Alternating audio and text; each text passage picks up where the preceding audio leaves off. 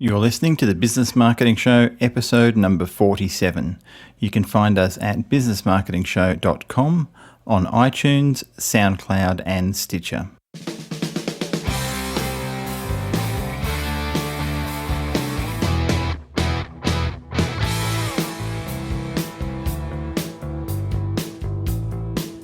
Hi everyone, this is Ed Keay-Smith from the Business Marketing Show, and we have a special guest with us on the podcast today, Mr. John Cadogan from autoexpert.com.au. John has a very successful YouTube channel discussing automobiles and vehicles and what to purchase and what not to purchase. And it's a very, very refreshing podcast and YouTube channel compared to a lot of the auto coverages that I see and watch. So thank you very much, John, for coming on the show. How are you? It's a pleasure, Ed. Thanks for inviting me. I'm looking forward to our chat. Thank you very much. So I've been following your channel now for just on a year. And one of the things you actually do is give advice to people about cars. The main focus is on the Australian marketplace for those who are listening, but a lot of the cars are similar in Australia as they are overseas, so there is a bit of a cross-platform there. But unfortunately, I started watching your show about 3 weeks after I'd already purchased my car. And fortunately, I feel I did all right because I got a Mazda SB25 that I'm very, very happy with, and you seem to like as well. Gets good credentials on your website.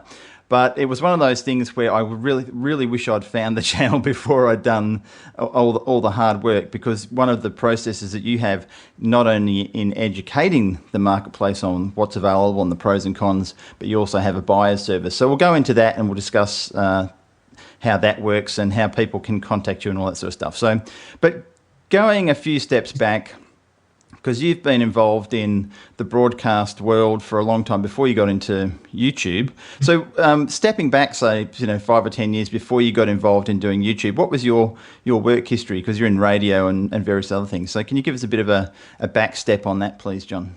Absolutely. My 60-second bio is that I started out as a degree-qualified mechanical engineer because I had always loved cars, and then I found out that I hated engineering, so I kind of became a journalist, and I did a lot of writing in automotive magazines, mainly for what was then known as ACP magazines, Street Machine, Motor, Wheels, magazines like that. Uh-huh. And then one day I got a call from Channel 9 and they said, "Hey, do you want to come on Current Affair and do this? And if you did, what would you say?" Which I have subsequently learned is producers qualifying people that they can actually sting the three sentences together contiguously without tripping over themselves. So must have passed that audition of sorts. And then one thing led to another. They kept inviting me back and I became a Current Affairs motoring expert. And then I moved to Channel 7. And about the same time as I moved to Channel 7, there was an opportunity at Radio 2UE to become their motoring expert. So basically, I spent a lot of time on air, live on television and radio talking about cars, and also in that pre-recorded news and current affairs space talking about cars. So it just became cars, and cameras, and microphones, you know?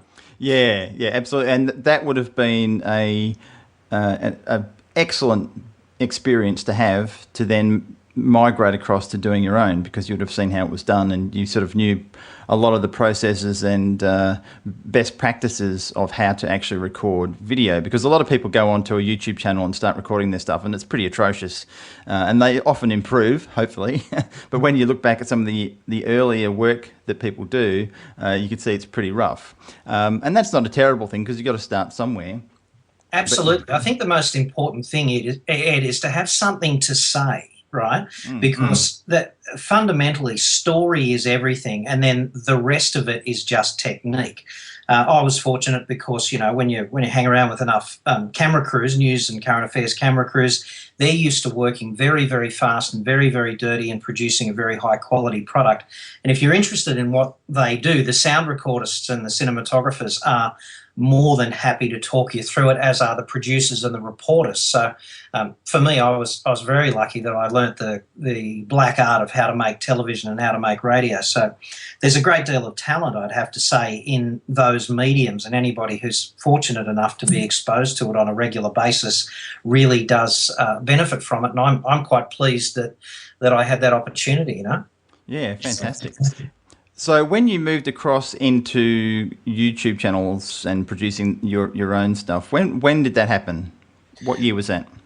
Well, I kind of migrated across to it gradually. I was the editor-in-chief of caradvice.com.au, and we did a bunch of video production for them, but we kind of did it the old-fashioned way by hiring a fairly high-priced news and current affairs crew, and we produced it as if it were network television stuff, which is probably not the way to go for this online thing. And then after I finished that assignment, I decided that there was an opportunity in the motoring space for people to deliver, for me to deliver the information that I deliver differently than other motoring journalists, because many motoring journalists and motoring journalism outlets have a commercial model that is predicated on advertising revenue from car companies. And if you've got that model, then you have to be very careful about what you say about those products. Otherwise, there's a fairly stern chat often between somebody at an agency that buys the advertising space and somebody in your business who is the sales director. And if an advertiser says, you've got to shut this clown up because he's maligning our product, then that tends to be taken fairly seriously in most of those mediums. But my model doesn't depend on that, so I'm kind of freer to say what I want about the product. I think that's an understatement, John. I think you're exceptionally free and have proven that in many of your episodes, which is one of the reasons I watch it, because, you know, you call bullshit when there's bullshit. And there has been, well, you know, the auto industry is absolutely layered with it. Well, on that issue of bullshit and calling it out, I think you've got to realise, if you're thinking about stepping into the YouTube space or the podcast space, microphones and cameras are very astute at picking up bullshit. So if you are disingenuous, if you're spinning something up, if you're basically telling porkies about this and that, the audience will pick up on that very quickly. So one of the biggest recommendations I can give anybody who's thinking about stepping into that space is to be authentically yourself and say what you think, because there's already enough bullshit to go around. Oh, absolutely. And so I watch probably at least half a dozen channels on YouTube about cars. And as you've stated quite often in yours, is that, you know, they're made by car nuts for car nuts. You know, they're not for people who are actually researching and looking how to buy a car and what's the best car available at the current time. And that's what your channel really caters for. And because a lot of these guys, as you said, you know, they get flown over to all these special press events. They get paid, you know, put up in first class hotels, 5-star hotels, I should say, fly first class, all that sort of stuff. So to get an unbiased review on a car is really almost impossible from that point, because if they start saying something bad about them, they don't get invited back anymore. Would that be accurate? Well, that'd be beyond accurate. There's a cascade of events that happens. Just to fill you in, about being a motoring journalist. If you are a motoring journalist, you spend a third of your life overseas, I guess, if you're an A-lister, what I would call an A-list motoring journalist, and you travel there on junkets that are basically funded by the car companies, each individual car maker. For example, if there is a launch of a new C-Class Mercedes-Benz, it might be held in Barcelona. You'll get flown there business class. You'll stay 5-star. You'll put on 3 or 4 kilos while you're away, because nobody needs three-course meals every day, but yet that's what is supplied.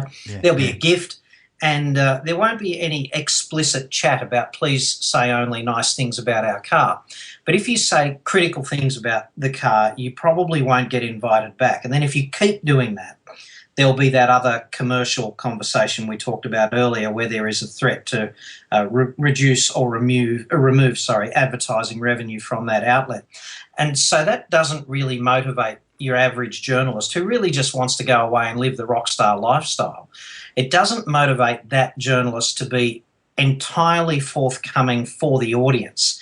And to me, that's a form of corruption. You know, I talked just the other day to Michael Packey, who is Macquarie Media's chief federal politics correspondent. And when there's some big event on with the Prime Minister, for example, let's say he goes overseas and a bunch of the media travel with him on the prime ministerial plane. When that happens, those journalists who travel on the plane have to pay for their ticket to go on that event, and they have to arrange their accommodation as well. So it's not as if the Prime Minister is in a position where he curries favour with the media by virtue of bunging on free this or free that. But the car industry does exactly this, and I think it's a disservice to the audience. Yeah, absolutely. And one of the things that I've noticed looking at your website is you will call that out and you will do a comparison of two different cars. The one that comes to my mind, and it's not that I'm biased and own a Mazda 3, but the one you did with comparing it against the Mercedes, and you're comparing the Mazda Estina, the top of the range one, with the C-Class, I think it was Mercedes.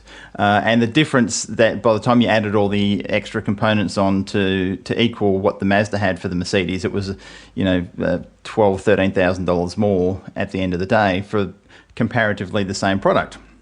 Absolutely. I think this distinction between products is something that occurs not only in the motoring domain, obviously.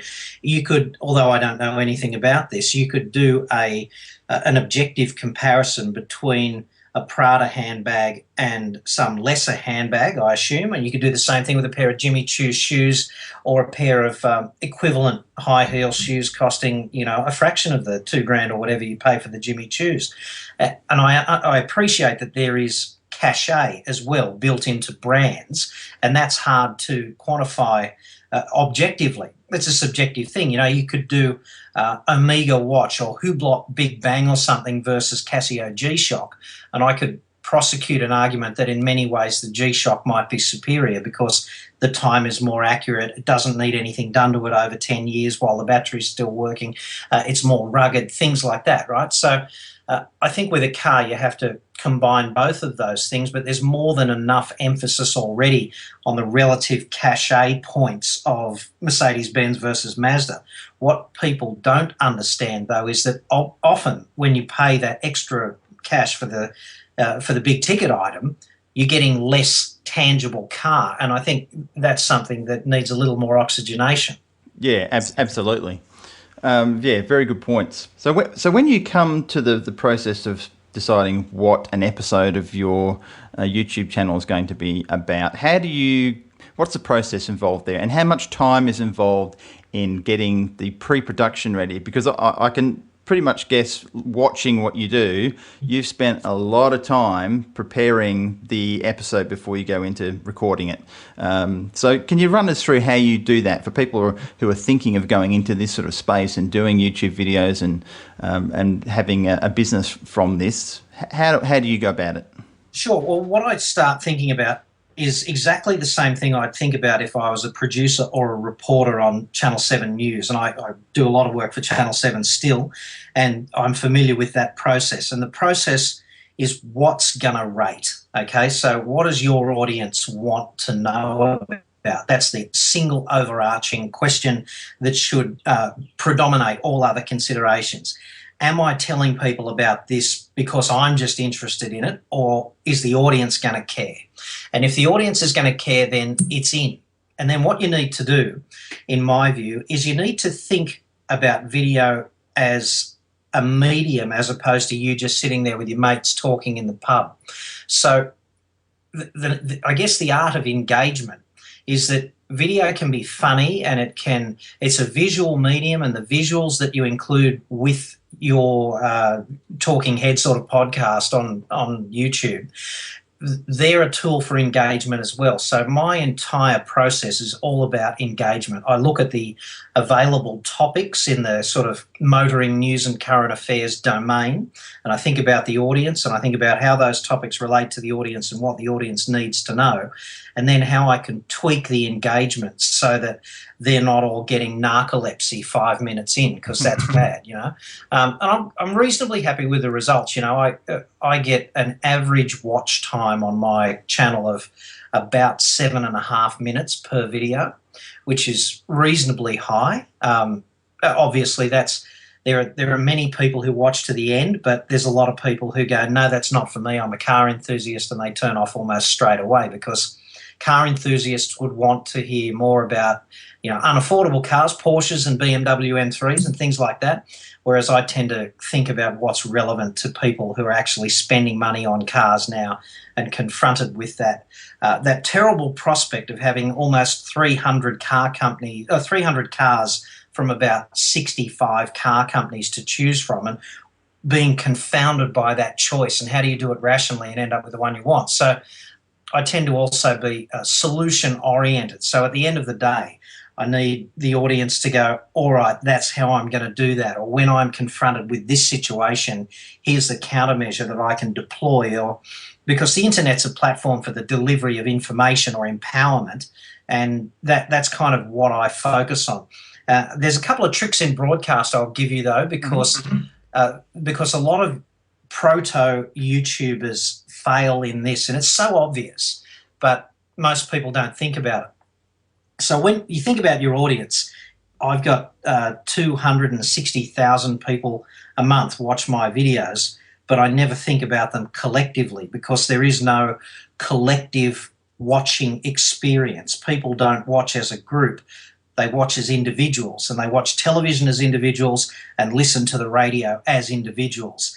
And this is one of the things that separates good hosts from bad hosts. You don't say, "G'day, guys. Hello, YouTube, all you guys." You don't say that. You say, you talk to individual people. You say, if you're in this position, here's what you need to do.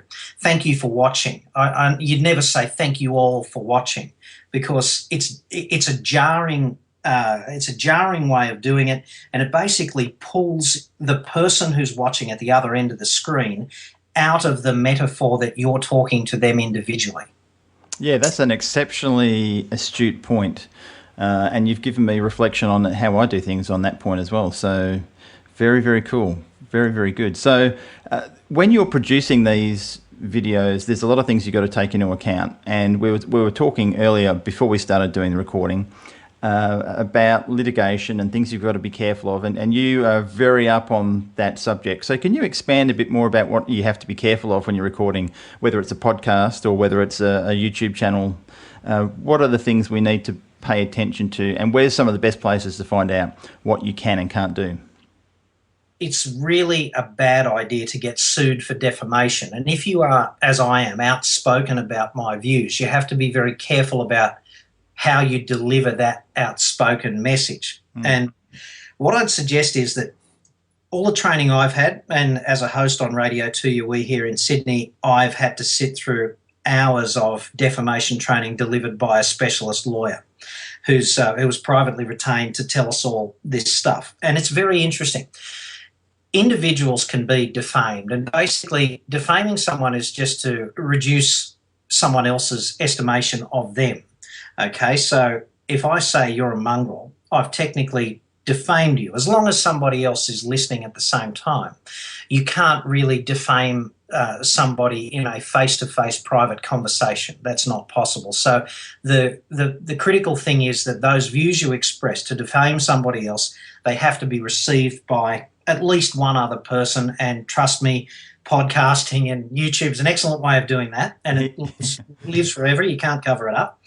Same on radio and television, because that's all recorded by all and sundry, and you can never take it back. So individuals can be defamed, and some smaller organisations can be defamed as well, and some charities can be defamed. But in general, large companies cannot be defamed. So you can say what you want about Telstra or Holden or Optus or any companies with more than 10 employees can't be defamed. They can't act against you anyway. Under defamation law. Say products can't be defamed, for example. You're free to say what you want about them. There are a couple of defences against defamation. So if somebody alleges that you have defamed them, if what you've said is true, that is an absolute defence against defamation. So if you say person X is a pedophile, it's a really good idea if they are a pedophile. Yeah. Right? It would be. And that means convicted of pedophilia in a court of law, right? Yeah. Because that is an absolute get out of jail free. That's a defence against defamation. They are a pedophile. It's true. You're not guilty of defaming them. And the other one is honest personal opinion, because what you've got to do, what defamation law attempts to do, is it attempts to balance on one hand the rights for freedom of speech and the rights of an individual not to have their character brought into disrepute by virtue of what you say. So honest personal opinion is okay. If you the real catch with honest personal opinion is that there are two things in reports. There are the facts and the comment. In other words, the opinion, right? So the sun rose today at 6:20 in the morning or something, who knows? That's a fact. That's just part of the report. But if you said, for example, that a particular politician had done something and that was just your opinion, you need to make it clear that it is your opinion. You have to say, well, in my view, he's an idiot. Or in my view, he's an idiot for doing that. I wouldn't just be launching straight into he's an idiot. Yeah, good distinction. Because you need to separate the facts from the comment. And in that regard, I'd suggest that if you are ever going to produce something iffy, I wouldn't just do it off the cuff. I'd script it or be extremely critical of it during the editing phase to make sure that the comment is clearly identified as your opinion. And then, of course, when their solicitors send you a nasty letter that says words to the effect of, you said that about our client, that's completely outrageous. In your response, which should be vetted by your own solicitor if it comes to that, your response should never say, I'm terribly sorry, I didn't really mean it. Because if you say that, you lose the capacity to use the honest opinion defence. That's gold. So, and I'm thinking back to different YouTube channel things I've watched, not yours, but other people, and boy, they have not done that. So there's a lot of people out there who are floating in a very dangerous space right now. I think if they open themselves up to that way of talking on their YouTube channel. Sorry, continue. I'd suggest that it's really a victory for the freedom of speech to be critical. And further to this point, I guess, you don't really have to worry too much about offending someone. You're allowed to offend them. That's okay. You're allowed to say it. They're allowed not to like it. Particular groups don't have to be appeased. That's what the freedom of speech is. However, if you're going to be critical of anything, it's better to be critical of a corporation and a corporation's behaviour. It's much worse to be critical of the CEO, because even if it's the CEO's decision, if you defame the CEO, he can act personally against you for defaming him. And in fact, one of the CEOs of the big banks has just done exactly that and sued someone successfully for defamation. But if you're just critical of the National Australia Bank and their outrageous fees on their credit cards, you can say whatever you want about that. That's fine. The thing I'd suggest is you're allowed to be, you're allowed to offer whatever viewpoint you want. That's what the freedom of speech is, and frankly, I think some of these corporations need to be extremely critically assessed in the public domain, because it's one of the few ways to bring them to heel, because the ACCC, for example, doesn't appear to have the teeth to do it. So I'd just be one step removed from criticising individual members of the board or executives, because then the company can retain its lawyers to act on behalf of the individuals to proceed against you for defamation, which is a space that you really never want to get into. No, definitely not. Avoid at all costs. So I think that advice is golden. So for those who are thinking of going into that space, pay attention to what John has just said, because it could save you bacon. But while we're on the subject of laying something bare, let's just talk about the whole VW scandal, because I know that's one of your subjects you've covered quite in depth, and I'd just like to get your viewpoint again. I'm sure probably most people listening to this podcast, if they haven't heard about what's happened with VW, they must be living under a rock somewhere. But I would suggest that it's something we could talk about briefly. So can you give us a bit of a background about what happened with VW? All right. So basically for several years now, Volkswagen has been cheating on its obligations to comply with emissions standards. And what that means is they took a decision at a very high level to employ software in their vehicles that was being colloquially called a defeat device. And what it does is it emits 30 or 40 times the level of oxides of nitrogen coming out of the exhaust. Oxides of nitrogen are extremely bad for human beings. They're a respiratory tract irritant. In low concentrations, in medium concentrations, they build up fluid on the lungs, and in high concentrations, they can kill you. So there's a good reason for having emissions control standards, particularly for chemicals like oxides of nitrogen. And Volkswagen elected, in my view, you could prosecute a rock-solid case that company took the decision in $11 million of its vehicles to prioritise profit over human health, which, any way you cut that, is morally reprehensible. And it's had some far-reaching effects. And for a company like Volkswagen, it's almost inconceivable, because all other automotive product scandals, defective product scandals, they stem from design flaws that made it into production, and then sometimes attempts consequentially to sweep it under the rug. This is completely different. This is a willful decision to basically break the law and place profit over human health, which is terrible. Absolutely, and it was known from the outset by many people up the food chain at VW that this was going on, but yet it was still allowed to continue.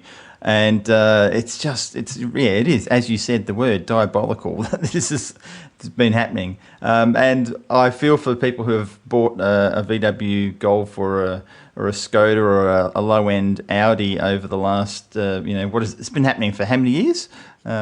It's been going on for 4 or 5 years now. Excuse me, it's a long time. And basically, for example, there's a state called Lower Saxony in Germany, and they own 20% of Volkswagen shares. This will be like, for example, Western Australia owning 20% of BHP and requiring a dividend from BHP to keep the cops and the fire brigade and the hospitals and the road systems running, etc. Right. And that's exactly what Lower Saxony does. They've got 20% of the seats on the board of directors, and they're facing an extreme budgetary crisis on the roads, hospitals, etc. front, because the dividend payment from Volkswagen is going to be extremely compromised as a result of sales that have evaporated and profit that simply will not be made because they're going to have to spend $10 billion in compensation. Yeah. Look, I think the repercussions they go on and on and on through the whole industry, and not just the car industry, but as you say, it affects people in a different way as well. So, and look, good luck to those who have one of those sort of vehicles and they're trying to sell it. They've just had a big dip in their potential sale price of their second-hand vehicle when people are aware of this sort of stuff. So, and that, look, again, this comes back to why I like your channel and why it's refreshing to watch, because you call this stuff out, whereas most others very rarely go near it because they're compromising their income from what they're getting or how they're getting paid or endorsed by these other car companies. So congratulations on that, John. Thank you for doing that. Well, it's a pleasure, Ed. And just so you don't think I'm a conspiracy theorist on the issue of the advertising, it's very interesting. Morris Blackburn is one of the law firms, and that's handling the class action in Australia. And there's another one, and off the top of my head, I just can't bring their name to mind. Anyway, this second law firm that's launching a class action in Australia against Volkswagen attempted to get its ads placed on talkback radio on the major networks, and not one of those networks would take the ad for the class action because it would compromise their commercial arrangements with Volkswagen, right? There you go, yeah. Volkswagen spends, I don't know, tens of millions of dollars in advertising. They're the second biggest, the car industry is the second biggest advertising sector on radio, and those ads are not playing on talkback radio all around Australia right now because none of those networks would want to upset the Volkswagen advertising apple cart. Yeah, there you go. That's just... that's it's a terrible way of doing it, but unfortunately it's so common, and that's where honest journalism does not seem to rise to the top as much as it should. But with YouTube and your freedom to say what you like within the restrictions of what we just spoke about earlier, then that's a fantastic platform. So it comes to the question, how do you monetize your website? Because if you're not getting advertising from car companies, well, you may be getting some from some car companies, but from what I've seen on your website, you've got Google AdSense ads that are on there. So that's, like I said, that's one way that you monetize the site. And you've got your service. So can you explain how this works for you? What's the monetization model for Auto Expert? Yeah, sure. This is critical, right? If you decide you're going to tell the truth and you know you're going to be not in the running for any advertising revenue from the car industry, you have to come up with another commercial solution. And my commercial solution is that I use the integrity of my reports, essentially my own integrity, to assist buyers to make the right choice. And as discussed earlier, nearly 300 different vehicles you can buy. It's a challenging environment, even if you know what category of car you want. For example, if you want to buy a Corolla-sized car, there's 30 different options. So and most people can only name 4 or 5. And in that environment, I provide assistance free of charge to people who want to choose the right car. And if they want to proceed, I've got a commercial arrangement with a car brokerage, which is basically a buying service. It's basically what you get when you combine a buying service and a finance company.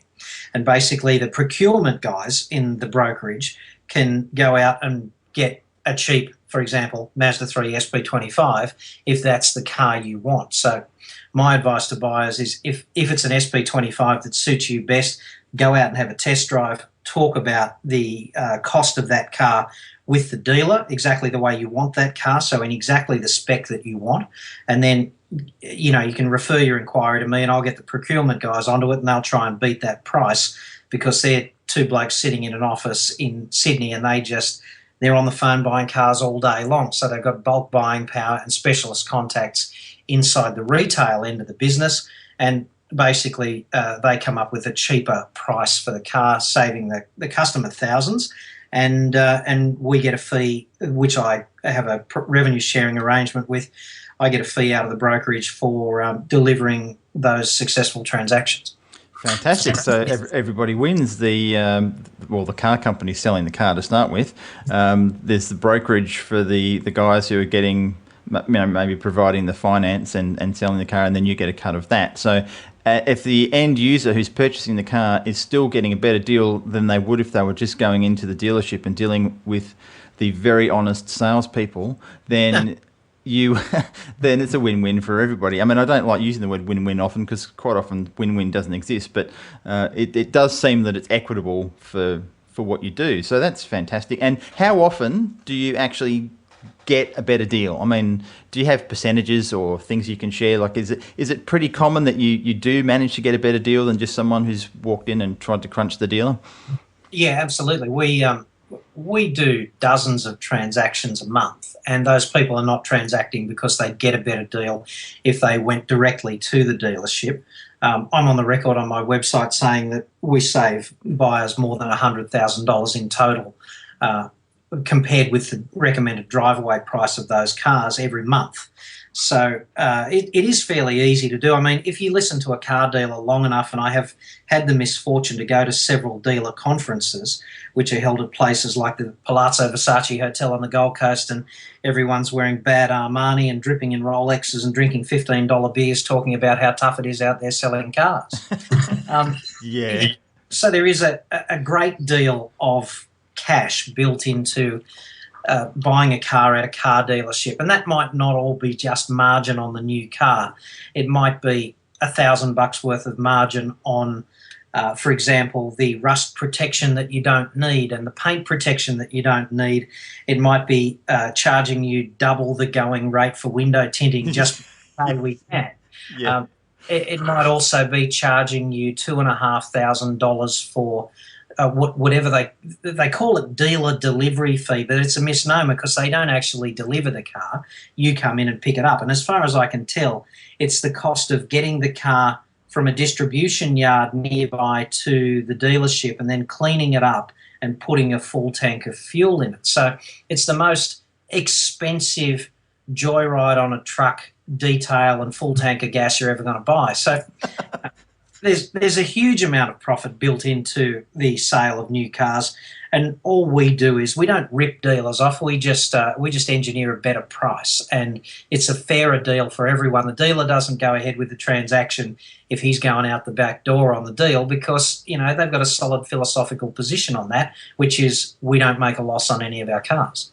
Yeah, exactly. So they're not going to do the deal through you and through your brokers, and if they're not making money. So that's a good thing. I distinctly remember, because it was about exactly this time last year that I bought the Mazda, and I was sitting in the dealership, and going back in time, in 1985, the very first job I actually ever had out of high school was working for a Mazda dealership in the service department and spare parts department. And where our department looked straight out onto the sales floor. So I would often get to witness the sales guys, dealing their stuff, and then they'd be telling us about it after. So I had a very, very, very early understanding of how car salespeople worked. So I was pretty protected as I went through, and I think managed to do okay. Don't know how I did on the Mazda compared to what you would get. I'm not even going to go there now, because you might tell me I could have got you that for a couple of $1,000s less, Ed. But I think I did all right. But I certainly remember going and sitting in the next room to get the paint protection and the rust protection, and I was saying nah, tinting, that's twice as much as Tintercar will do, so nah. And the poor girl was looking at me like, okay. So I sort of went out without doing anything extra other than getting some free floor mats, which were $250. So, but it's a fun game, and a lot of people hate it. So I can certainly see why your business and what you offer is really taken up by a lot of people, because it's other than moving house, it's one of those horrible experiences that you don't want to go through if you can avoid. Well, see, getting a new car, Ed, is fantastic. That moment when you're in the new car and you're driving in traffic and you park it in the driveway and you're looking at it, that's all good. That's fantastic. But actually buying it, the transactional part of it, just sucks. It really does. It's confrontational and stressful, and all of the lip service that I hear from car companies about the buying experience and how we want people to feel in the dealership, I keep saying to myself sotto voce at press conferences when that sort of thing is discussed, I keep going, are you guys smoking crack? It's not like that at all. People feel backed up against the wall because they know that the car dealer is operating in a superior position. I mean, they're match fit, they're fighting the battle on their turf, they know the rules, they've got the sophisticated strategies, and you're still trying to be polite. I mean, it's absurd. And if you go in with a trade-in, there's this thing, Malcolm Gladwell wrote a book on it. It's called thin slicing, right? People make complex decisions based on a very small amount of information. So car salesmen might not have read Gladwell's book, but they all use thin slicing to get you across the line. If you drop in the conversation that you're at their dealership because the last dealer tried to rip you off on the trade-in, what that salesman will do is pump up the trade-in on your car to the extent that he can, and he'll try and get the profit back elsewhere by saying, look, we've got this awesome trade-in for you here, and maybe it's $4,000 more than the other bloke offered, based on what your comments were about the trade-in. And then what they're going to do is they're going to say something like, unfortunately, Mazda doesn't let us discount the car anymore, and we've got to sell it to you for this price. That's the boss will kill me otherwise, but blah.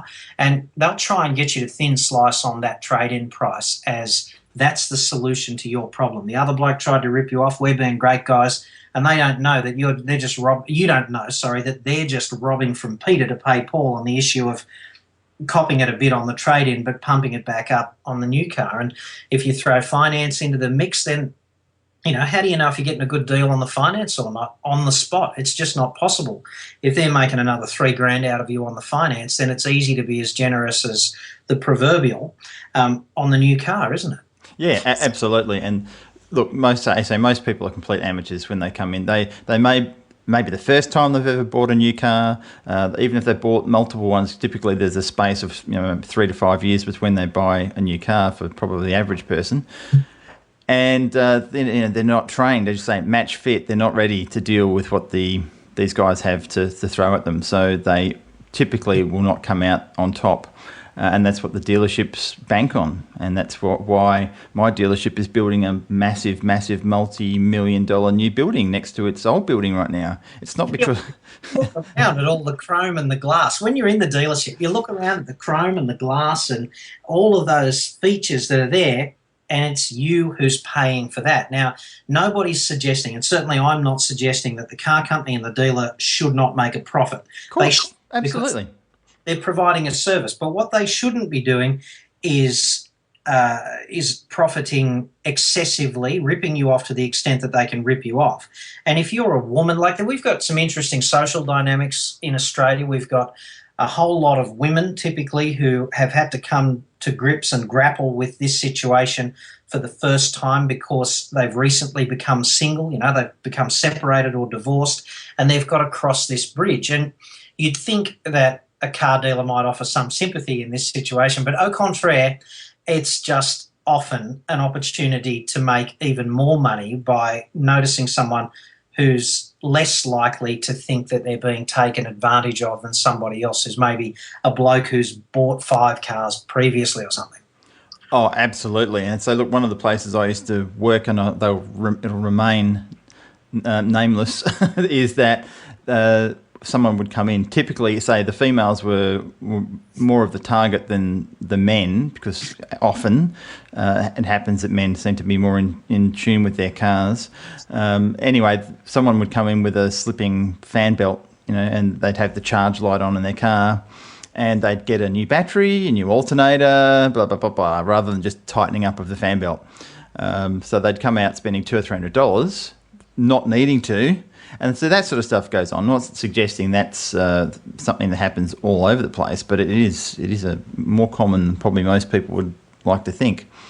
So you've just got to be awareness and having the knowledge of what's going on. I think that's that empowerment that your site gives. It not only does it offer the chance to deal with you and your guys to get a better deal, but even if they did nothing else but watch your videos, I think they're still better armed than they would if they just went in without watching any information. So I think learning the rules of the game, anytime you're stepping onto an unfamiliar playing field, it's a great idea to skill yourself up. And one of the exciting things about the modern era, if you like, with YouTube and the fact that those things are not prohibitively expensive to produce as they would have been 20 years ago, is that the information is at your fingertips. So it's never been easier to empower yourself for different situations. Yeah, absolutely. And that was a good little segue before we end up finishing up on this podcast, is just a question for those who are about to produce videos, and everyone has a different answer to this, but what is it that you actually use to produce your videos? Do you have really high-tech gear? Do you go low-tech? You green screening things? And so can you give us a bit of a feedback on what equipment you use and how much you've sort of roughly spent to get that production happening? Sure. Well, for the studio stuff, I'm a bit of a freak because of my TV background. So I did build a green screen studio in my garage. Okay. And so it's got about a 3 metre by 3 metre pop-up green screen, and then I've got 5 lights. 6 lights now. I've gone all high tech with 6 lights.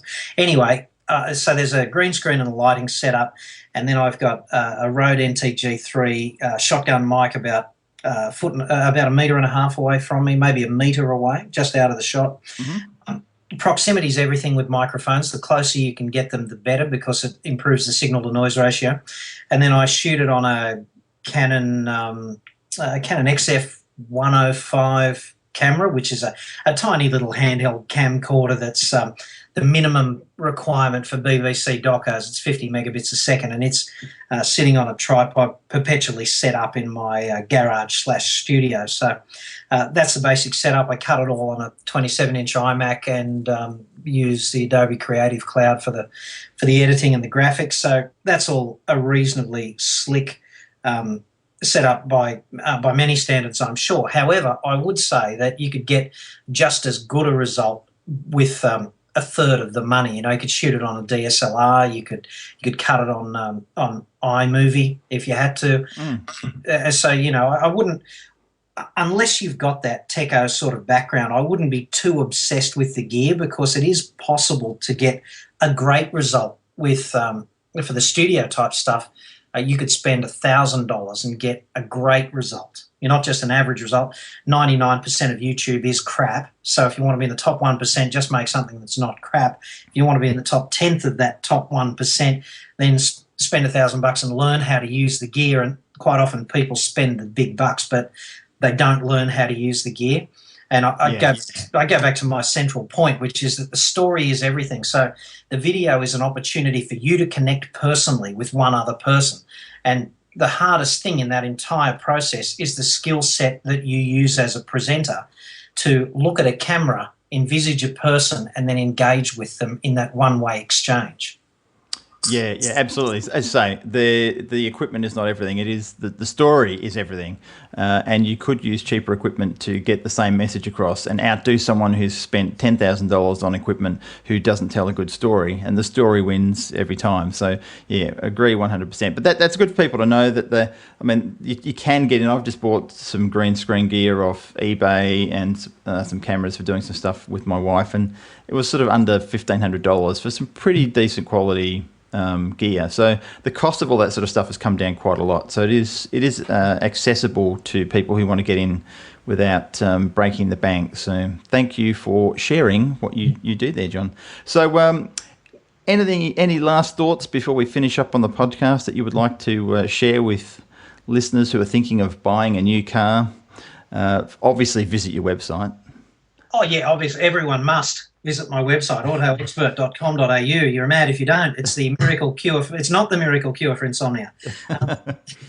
The main thrust of it, the main thing I'd like to say, not so much about buying a car, but if you are thinking about doing that YouTube thing, there's a real danger that you'll think you're not good enough.